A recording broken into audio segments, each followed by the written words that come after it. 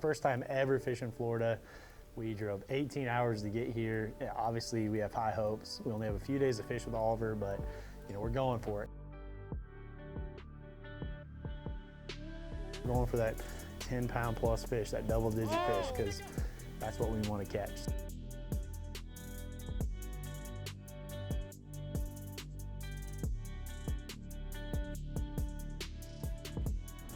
I think this is it right here. All right, guys, so we just got to the condo. We drove 18 hours from Springfield, Missouri to Vero Beach, Florida, chasing some big largemouth tomorrow with Oliver Ngy. How can you beat that? Stay tuned. Usually something pretty epic happens, so looking forward to it. We're gonna be throwing big baits. I just picked up a couple rods from 13 over in Tampa, a couple 8-foot swim bait rods, Defy Blacks. Gonna be super set up, and we're gonna go for it.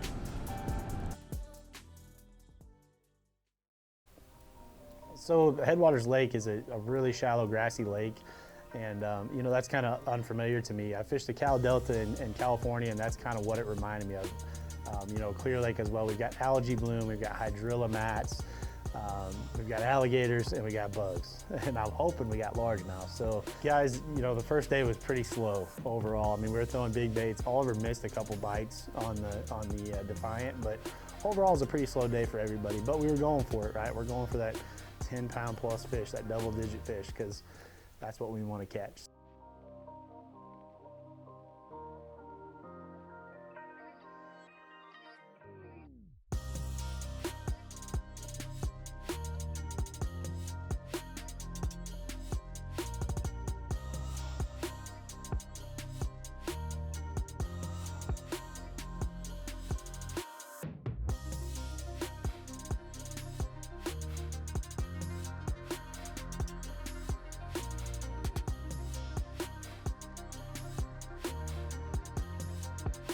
So if you guys actually take a look up here on this shallow shelf, you'll see a bunch of tilapia beds, and there's some dark colored ones, but the same scenario that I saw unfold in Texas is showing true here as well. And there's a few of them that are albino, like they're really, really white.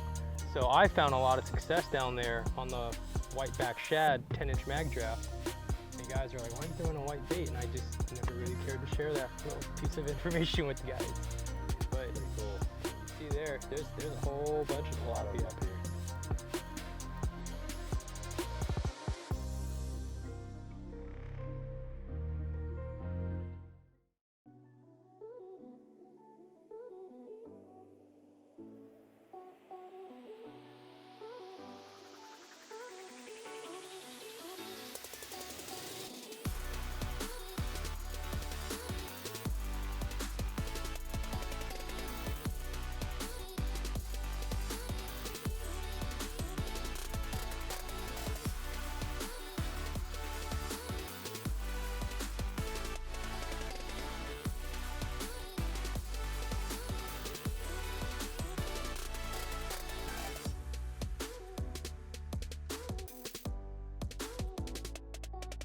So, I kind of gave in. I drove a lot. I just wanted to feel a fish, pulling on my line, pulling on my rod. So I picked up a Gambler Easy Swimmer. Not a small one. I think I was throwing a 6 to 8 inch Easy Swimmer and just burning this thing. And throughout the evening, as the sun started going down, the bites started getting better. And I'd missed a few fish. And a couple of them looked to be pretty good fish. We know for sure one that came out of the water and sharked it that I missed was a good fish. So all in all, it had been a while since I had had a bite like that, and so you really got to let those fish take it. And I was also probably presenting it to them on a rod that was a little too stiff, so I was pulling it out of these fish's mouth. And so I had made up my mind, that next bite I get, I'm going to let that fish eat it. I'm going to let him take it under. I'm going to let the fish turn around and head home with it before I set the hook on him. So we're pulling up kind of towards the end of this canal on the north side of the lake, and I bombed this Easy Swimmer over a hydrilla mat, and I'm burning it back across. And this bait's just starting to clear this hydrilla mat, and this 7-pound largemouth trying to let water for you absolutely sharks it. Oh, stick him! Yeah, baby!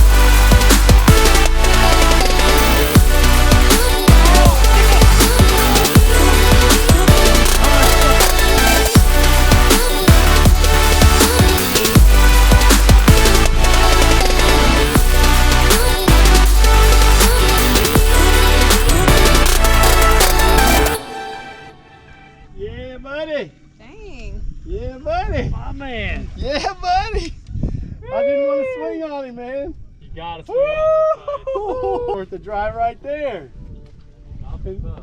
side. Check it out. Smoked it. On the Gambler. Nice one. Guys, I just caught a nice fish. All right, we drove 18 hours and it's been a grind today. It's been a super grind. I'm talking really tough. And it's about 6 o'clock. It's the last hour of the day. Kind of got me re-engaged. I've missed like 5 or 6 fish on the Gambler up there crossing a hump. And just turned around, I started casting out over this secondary weed line off this bank.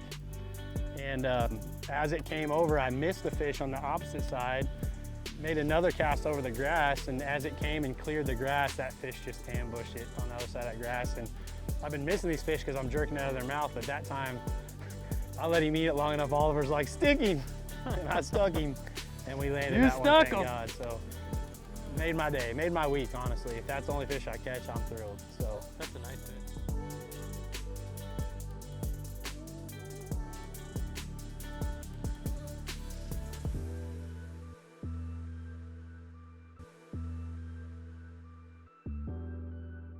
all right, guys, we're gonna let her go. Let somebody else catch her. Hopefully I can bring my kids back one day and have them catch this fish at 12 pounds.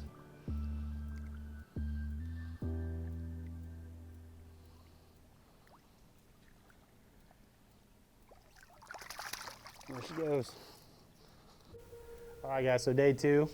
This is our second day. We've drove 4 days to fish 2 days, so there's a little pressure here that we're wanting to put together a pretty good day. Overall, I was really happy with day 1. Riley had been just grinding it out with the big bait, just hucking it, and pretty early into day 2, Riley hooked a really nice fish on the Defiant. Oh, got one. Nice. Wine. Nice, be a big one. Wine hard. Keep it down, Oh keep it down. yeah, get him, Riley. Keep it down. Oh yeah. Oh, that a girl, nice fish. Heck yeah. Congrats on that. Look at that, guys. So she landed a great fish, a great Florida largemouth. She had multiple hooks on this fish, which really shows the neat rigging system for the Defiant. But just props to her for throwing that bait all day, both days like she did. And later in this video, she's gonna have a couple more pretty awesome bites on it.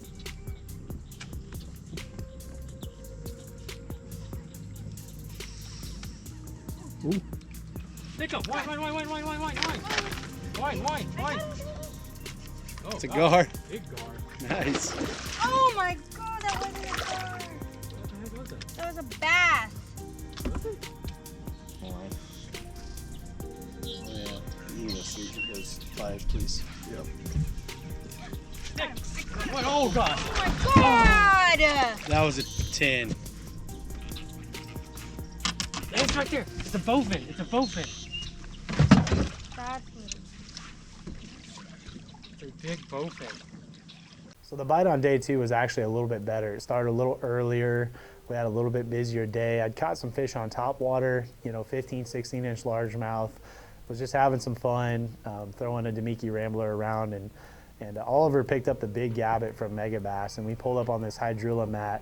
And I remember there was this pole that was shaking, and we were talking about whether there was a gator on it or a fish spawning on it. And as we're talking about that, Oliver just got this big gabbit walking out there, just 1-2, 1-2 walking it, and this big largemouth just blows up on it. It's an epic frog bite.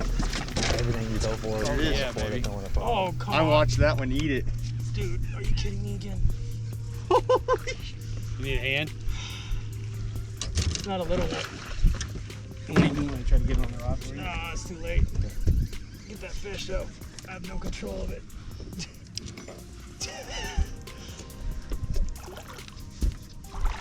Oh my god. Nice fish, Ollie. No.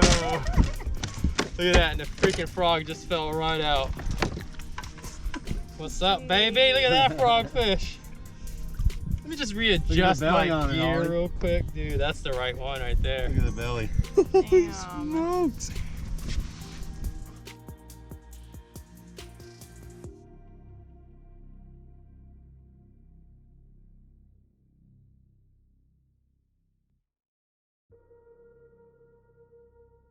Yeah, so during this bite, Oliver's reel came off his rod, which Oliver's reels have a tendency to come off his rods. I've seen it happen before, I don't know why. But anyway, his reel comes off, and so he's fighting this fish, and he's got his rod in one hand and his reel in the other, and he's reaching under, and somehow he's reeling this fish in, and I'm trying to help him. But all in all, he lands this fish, and it's a really nice fish. And it was one of two fish he caught that day. There was another fish earlier in the day where I was burning that easy swimmer through that hydrilla again, and had a fish come completely out of the water and miss it. Oliver picked up a mega bass bottle shrimp and flipped it in there, you know, typical flip and bite in Florida, and stuck what we think would be the same fish that missed the easy swimmer. He never felt the hook. Right there in the middle of that little channel. Dude, that flew through that. Quick. I'm gonna have it tied on. I'll replace it with this.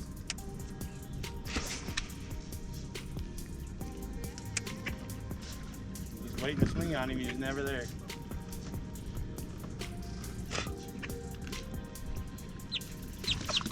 Got him? Nice. Atta boy.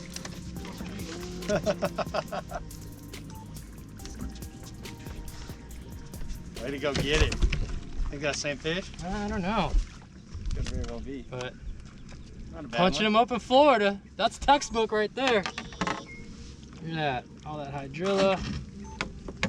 We smoked that bottle shrimp. Heck yeah. Big shout out to Seth Fighter. Ringed offset wide gap, man. I hate flipping with straight shank hooks. It's not a bad one. No. Whoa, whoa. Heck yeah, man. Good. Good job. Nice, man. So here's something I'm doing different, guys, on Patreon. I'm flipping with 28-pound fluorocarbon. And the reason I'm doing that is because I know guys are punching these exact same grass lines, fishing braid, and that braid just makes a different noise and vibration. I feel like they get conditioned to that sometimes. So a simple adjustment like going to smooth fluorocarbon, a little bit stealthier. You know, all in all, this is an awesome trip. Headwaters Lake is a really popular lake right now, being that it just opened up last August to motorboats.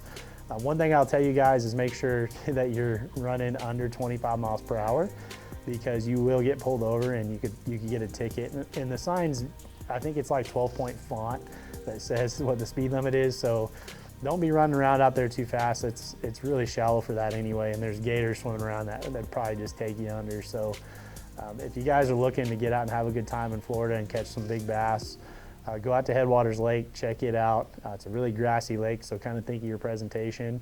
But I want to thank Oliver and Riley for having us down, and Oliver for taking us out. Stay tuned for his boat reveal. It's a really sick Vexus boat. He's got some really neat things done to it. So check out his channel for the boat reveal. Make sure you like and subscribe, and come back for some more.